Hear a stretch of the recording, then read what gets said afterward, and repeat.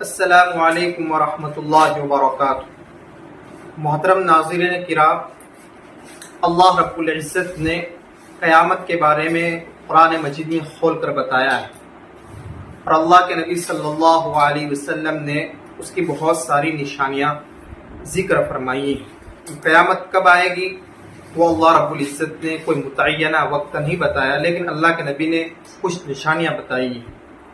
اس میں سب سے بڑی نشانی جو ہے دجال کے بارے میں بتایا ہے، اور ہر نبی نے، جتنے بھی انبیاء علیہ السلام آئے، کم و بیش 1.25 لاکھ انبیاء علیہ السلام اس دنیا کے اندر آئے، ان تمام نے اس دجال کے فتنے سے اپنی امت کو ڈرایا ہے، اور اللہ کے نبی صلی اللہ علیہ وسلم نے خاص طور پر ڈرایا ہے، کیونکہ یہ آخری امت ہے اور اس کو اس دجال کے فتنے سے سامنا کرنا ہے۔ میرے محترم بزرگوں، دوستوں، اس کے بارے میں دجال کا فتنہ ہندوستان کے اندر، انڈیا کے اندر نکل چکا ہے۔ اس کے بارے میں سید طلحہ پیر طلحہ نقشبندی دامت برکاتہم العالیہ نے کھول کر بیان کیا ہے، کھول کر بتلایا ہے کہ دجالی فتنہ ہندوستان کے اندر کہاں ہے۔ آئیے انہوں نے کیا کہا ہے، ان کی زبانی سنتے چلتے ہیں، ان کی زبانی سننے چلتے ہیں ویڈیو کی طرف۔ بہت کم لوگوں کو اس کا اندازہ ہے اور بہت کم لوگوں کو یہ باتیں تفصیل کے ساتھ معلوم ہیں۔ الحمدللہ بہت ساری باتیں اس عاجز کو اتنی تفصیل کے ساتھ معلوم ہیں کہ اگر وہ ساری تفصیلات مجموع میں عرض کی جانے لگیں تو شاید کہنے والے کے لیے اپنے وجود کا خطرہ ہو جائے۔ اس وقت شیطانی گروہ اس قدر سرگرم ہے، اور شیطانوں کو اللہ تعالیٰ نے پہلے کے مقابلے میں اتنی چھوٹ دی ہوئی ہے۔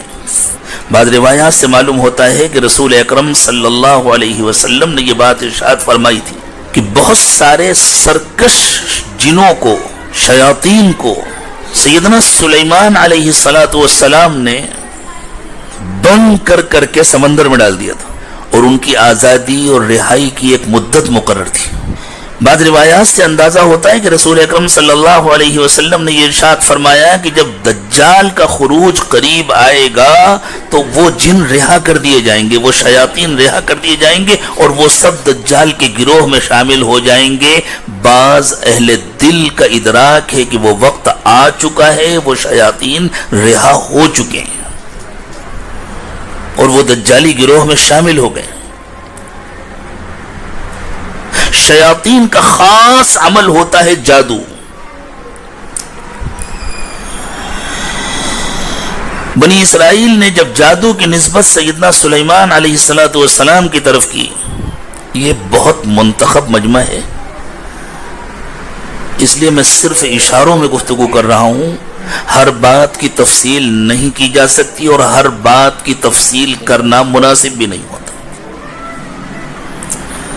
جو لوگ ان اشاروں کو سمجھ سکیں انہی کے لیے یہ گفتگو ہو رہی ہے، جو نہ سمجھ سکیں وہ صبر کریں اور سمجھداروں پر اعتماد کریں۔ سیدنا سلیمان علیہ السلام کی جانب جب جادو کی نسبت کی گئی تو اللہ تعالیٰ نے ارشاد فرمایا وَمَا كَفَرَ سُلَيْمَانُ وَلَكِنَّ الشَّيَاطِينَ كَفَرُوا يُعَلِّمُونَ النَّاسَ السِّحْرَ۔ حضرت سلیمان نے کفر نہیں کیا، کفر تو شیاطین نے کیا تھا جو لوگوں کو جادو سکھاتے تھے۔ اس سے دو باتیں معلوم ہوئی، ایک تو یہ معلوم ہوا کہ جادو کا عمل انسان کو ایمان سے محروم کر دیتا ہے، اور دوسرے یہ معلوم ہوا کہ جادو خاص شیاطین کا عمل ہے۔ یہ شیاطین صرف جنات نہیں ہوتے، انسان بھی ہوتے ہیں۔ الذي يوسوس في صدور الناس من الجنة والناس۔ اللہ تعالیٰ نے پناہ مانگنے کی تعلیم دی ہے، قل اعوذ برب الناس ملک الناس الہ الناس۔ اس صورت میں تو صرف ان جادوگروں کے شر سے پناہ مانگنے کی تعلیم دی گئی ہے، اور یہ جادو کرتے ہیں دلوں پر۔ جس زمانے کا مسئلہ ہے، ہمارے نوجوان آتے ہیں، ہم کیا کریں، ہمارا دل چاہتا ہے کہ ہم معمولات کی پابندی کریں، ہم کر ہی نہیں پاتے۔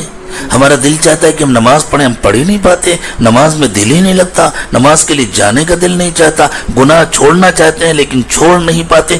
کہیں سے قلوب پر تصرف ہو رہا ہے. اللہ تعالیٰ نے پناہ مانگنے کا حکم دیا اپنی کتنی صفات کے ساتھ. قل اعوذ برب الناس ملک الناس الہ الناس. آپ یوں کہا کریں کہ میں حفاظت چاہتا ہوں اس کی جو سب کا رب ہے، جو سب کا بادشاہ ہے، جو سب کا معبود ہے.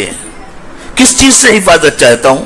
من شر الوسواس الخناس، اس کے شر سے جو چھپ کر دلوں پر تصرف کرتا ہے. میں ترجمے میں تھوڑا سا تصرف کر رہا ہوں تاکہ بات واضح ہو جائے، بات پورے طور پر سمجھ میں آ جائے. میں اس کے شر سے پناہ چاہتا ہوں جو چھپ کر دلوں پر تصرف کرتا ہے. اور یہ کون لوگ ہوتے ہیں؟ من الجنت والناس. یہ صرف جنات نہیں ہوتے، یہ جنات بھی ہوتے ہیں، انسان بھی ہوتے ہیں. میں آگے ایک اور اشارہ کر دوں کہ اس وقت ایسے مراکز بنے ہوئے ہیں، ایسے مقامات ہیں، اور صرف ایک جگہ نہیں ہے، ہر جگہ ہیں، ہر طرف ہیں، ہر صوبے میں ہیں، ہر ضلع میں ہیں، جہاں ایسے جادوگر مسلسل بیٹھے ہوتے ہیں. 24 گھنٹے میں ایک سیکنڈ کا بھی انقطاع نہیں ہوتا ان کے عمل میں. میں تفصیل کے ساتھ جانتا ہوں لیکن مجھ سے کوئی صاحب تفصیل پوچھنے کی کوشش نہ کرے. یہ باتیں ہر ایک کو بتلانے کی نہیں ہوتی، اور اس سے کم میں بات سمجھی نہیں جاتی، اس لیے میں نے اتنا عرض کر دیا، ورنہ اتنا بھی کہنے کی گنجائش نہیں ہوتی.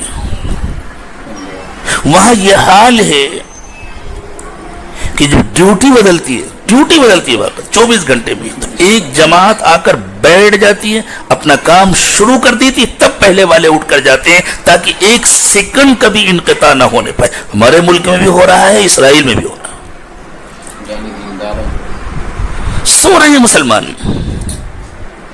ایک ایک کو نشانہ بنایا جاتا ہے، ایک ایک کو. فلاں مسجد کے امام صاحب، فلاں محلے کے فلاں ذمہ دار، فلاں صاحب، فلاں دیندار، فلاں جماعت کے ذمہ دار، فلاں صاحب، فلاں مدرسے کے محتمم صاحب اور مفتی صاحب اور مدرس صاحب، اور یہ ایک ایک کو نشانہ بنایا جاتا ہے. اور عمومی طور پر بھی سب پر تصرف کیا جاتا ہے. یہ مسجد جھگڑے، یہ جماعتوں کے جھگڑے، یہ گھروں کے اندر کے جھگڑے، اور یہ جو سیلاب آیا ہوا ہے بے حیائی کا.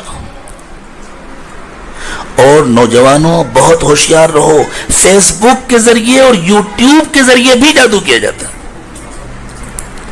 جس طرح اللہ والوں کے بیانات سننے سے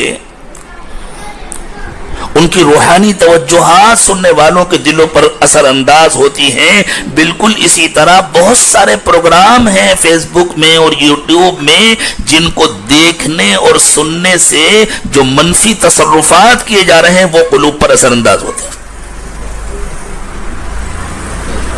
یہ سب کچھ ہو رہا ہے.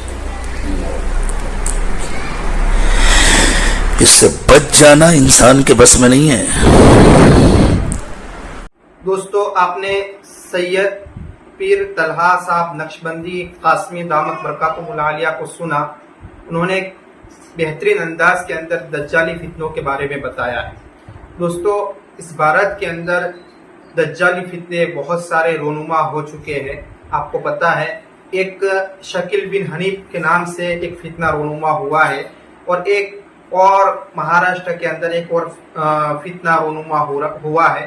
اس طرح بہت سارے فتنے دجالی جو جال بچھے ہوئے بہت سارے، اور شکیل بن حنیف والے فتنے میں اچھے مسلمان اس میں پھنس چکے ہیں. اس لیے بیان سننا ضروری ہے اور تمام مسلمانوں تک اس بیان کو پہنچائے تاکہ وہ اپنے ایمان کو بچا سکیں.